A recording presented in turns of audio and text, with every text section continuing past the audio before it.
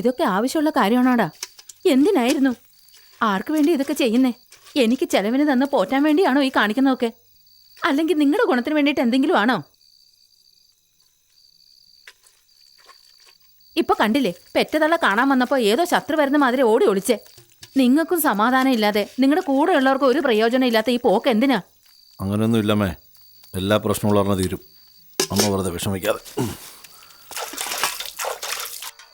സൂക്ഷിക്കണം മക്കളെ.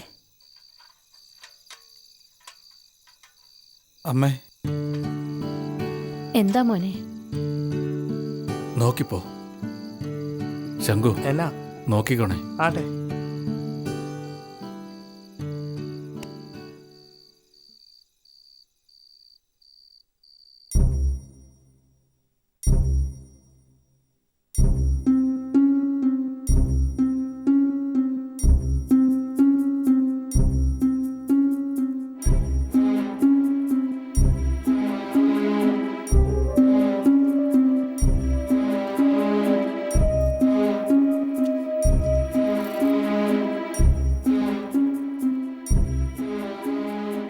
കണ്ടില്ലേ ഏത് ഗതിയിലായെന്ന്? എല്ലാ അവന്മാര് കാരണ. അപ്പ പോലും നിന്നെക്കുറിച്ചാ പറഞ്ഞു വന്നത്. എന്ന് നിന്നെ ആ താന്തോന്നിയോടൊപ്പം നിന്റെ അച്ഛൻ കണ്ടോ, അന്നേ പാതി ചത്തു ആ മനുഷ്യൻ. ഞാനും പറഞ്ഞതാ, ഒരുപാട് സ്നേഹം കൊടുത്ത് വളർത്തിയതല്ലേ, നമ്മൾ പറയണേലപ്പുറം പോവില്ല എന്ന്. പക്ഷെ ഒരു കാര്യം, അവൻ ഇരിക്കണവരെ ഞങ്ങൾക്ക് 3 പേർക്ക് ആപത്താ. ഞങ്ങളുടെ കാര്യം വിട്ടേക്ക്. ഒരു കൊലപാതകയെ കെട്ടിയിട്ട് കാലം മുഴുവൻ ഒളിച്ചു ജീവിക്കാനാ? അങ്ങനെ ഒരുത്തരം നിനക്ക് ആവശ്യമുണ്ടോ?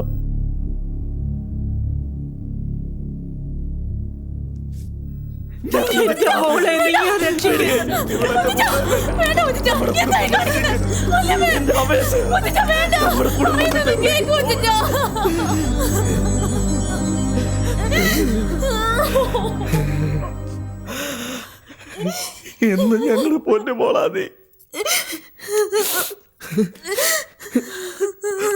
നീ ഇനി എടുക്കാൻ പോകുന്ന തീരുമാനത്തിലാ നമ്മുടെ അന്തസ്വാഭിമാനം നിലനിൽക്കാൻ പോണത്.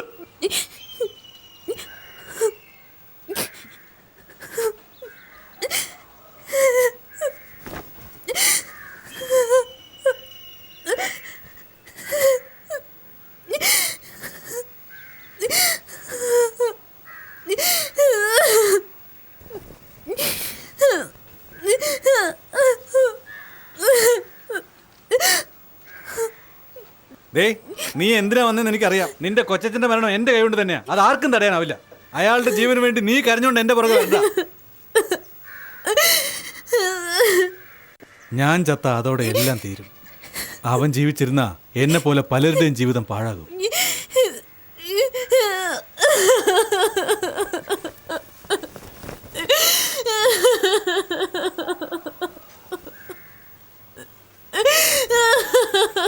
ഇപ്പോഴും രമണനോട് പറയാതെ ഞാൻ വന്നേ.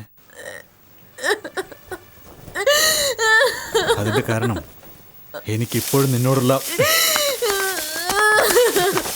അയ്യോ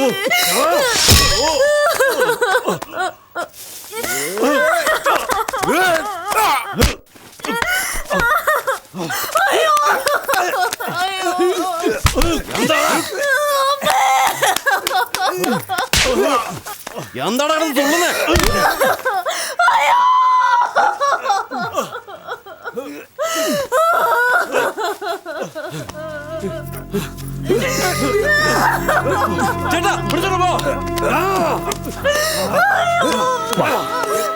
എനിക്ക് തൃപ്തിയായി.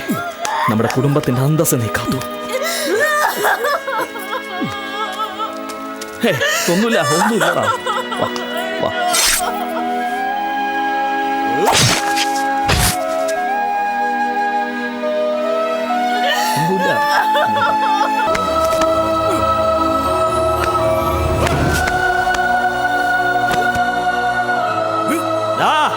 അവരെ കണ്ടെന്നുണ്ടം വെട്ടി നുറുക്ക.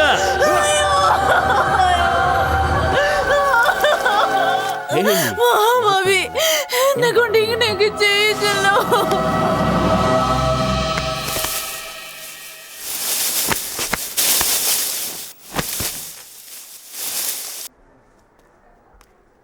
ചേട്ടാ, നമ്മുടെ മോള് നമ്മുടെ അന്തസ്സ് കാത്തു.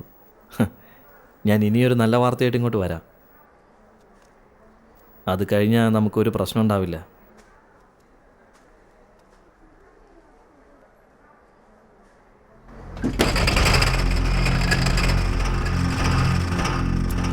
ഏയ്, ചേട്ടന് നല്ലോണം സൂക്ഷിച്ചോണം.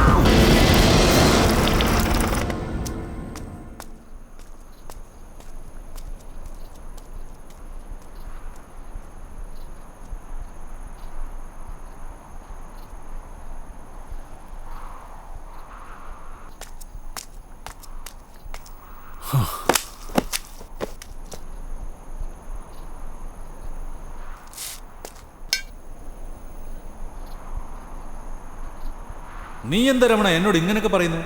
നിന്റെ പറച്ചിൽ കേട്ടതൊന്നും ഞാനാണ് കുറ്റക്കാരെന്ന് അവളും എന്നെ നോക്കുന്നുണ്ട്. അവർക്കെങ്ങാനും മനസ്സിലായാലുണ്ടല്ലോ നിന്റെ തോലുരിച്ചെടുക്കും. ഒരിക്കും നമ്മുടെ ഈ മാങ്ങ പറിക്കാൻ പോകും. ഒന്ന് പോടാ. മനുഷ്യന് ഒരു ലക്ഷ്യമാണെങ്കിൽ കുഴപ്പമില്ലായിരുന്നു. നിനക്ക് പ്രേമത്തിന്റെ കാര്യമല്ലേ ഉള്ളൂ. അയ്യോ രമണ, നീ എന്ത് പറഞ്ഞാലും ഞാൻ പിന്നെ കേൾക്കാം. ആദ്യം നമുക്ക് അവരെ കൊല്ലണം. എന്നെ അവന്മാര് കൊല്ലാൻ വേണ്ടി ഓടിച്ചില്ല രമണ, അവന്മാരെ കൊല്ലണം.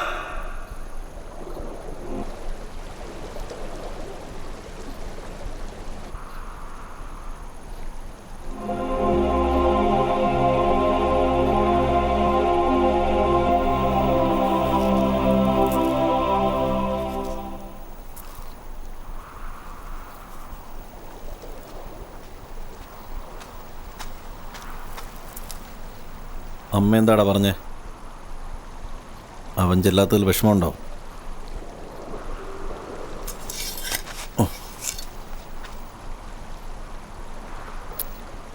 നാല് കാശ് സമ്പാദിച്ചില്ലെങ്കിലും സന്തോഷത്തോടെ കഴിഞ്ഞിരുന്നത്.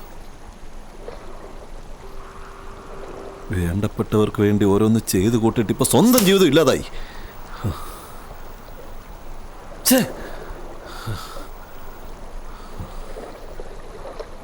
അരവിന്ദനോട് എത്ര പ്രാവശ്യം പറഞ്ഞതാ അവളുമായിട്ടുള്ള അടുപ്പം വേണ്ടെന്ന്. അവസാനം വരെ അവനത് കേട്ടില്ല. എല്ലാം നശിപ്പിച്ചില്ല.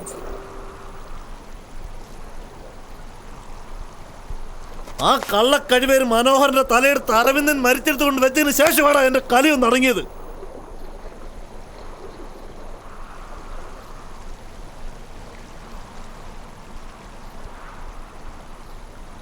ഇതുകൊണ്ടൊന്നും തീർന്നിട്ടില്ലടാ. അവന്റെ കുടുംബത്തിലൊരാൺതരി പോലും അവശേഷിക്കരുത്. എങ്കിലേ ഇതിനൊരു അവസാനം ഉണ്ടാവും.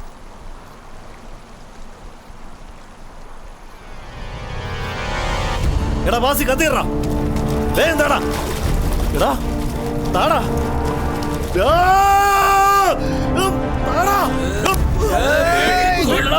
എടാ നീ വാസി.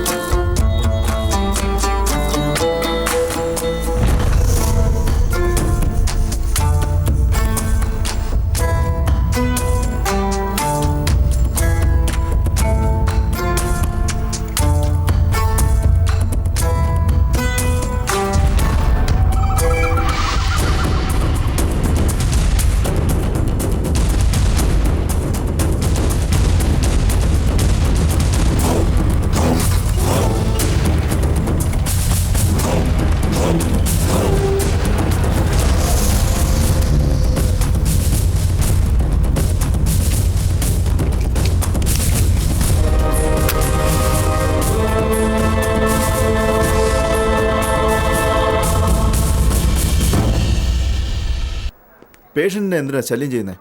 എന്ത് ശല്യം ചെയ്യുന്നെന്നോ? രമണൻ, അരവിന്ദൻ, മനോഹരൻ ഈ 3 പേരെ കൊന്നിട്ട് റിലീസായി പുറത്തു വന്ന ഇവനെ സ്റ്റേഷൻ വാതിക്കൽ വെച്ച് കുത്തിയിരിക്കുന്നു. 27 വർഷത്തിന് ശേഷം ഇങ്ങനെ ഒരു പക തീർത്തിട്ടുണ്ടെങ്കിൽ അതിന്റെ കാരണം ഞങ്ങൾക്ക് അറിയണ്ടേ? മേലെടുത്തുള്ള ചോദ്യത്തിന് ഞങ്ങൾ ഉത്തരം പറയണം. അതൊക്കെ ശരിയാണ്. പേഷ്യന്റ് ഇപ്പോൾ അബോധാവസ്ഥയിലാണ്. കണ്ണു തുറക്കുമ്പോൾ ഞാൻ തന്നെ നിങ്ങളോടൊന്ന് പറയാം. വരൂ സാർ, വരൂ.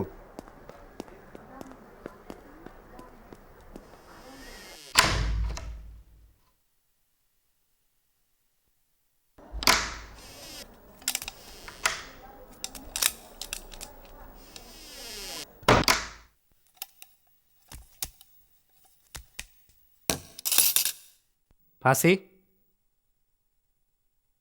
എടാ പാസി, ശങ്കുവാടാ വിളിക്കുന്നത്. എങ്ങനെയുണ്ടടാ? നിന്നെ കാണാൻ എത്ര പ്രാവശ്യം ഞാൻ ജയിലിൽ വന്നു. നീയല്ലേ ഒഴിഞ്ഞു മാറിയത്. എന്നാലും നിന്റെ ആയസ് അപാരം തന്നെ. അതുകൊണ്ടല്ലേ വിഗ് നിന്നെ ജയിലിൻ്റെ മുമ്പിലിട്ട് കുത്തിയപ്പോൾ നീ ചാകാഞ്ഞത്. അവരെ ചതിക്കാൻ നിനക്ക് എങ്ങനെ മനസ്സ് വന്നടാ? നമുക്കൊരാശ്രയം അവരല്ലായിരുന്നോ? എടാ ഭാസി, നിനക്ക് ഇതൊന്നും കിട്ടിയാ പോരടാ. നിന്നെ പോലുള്ളവന്മാര് ജീവിച്ചിരിക്കാൻ പാടില്ലടാ.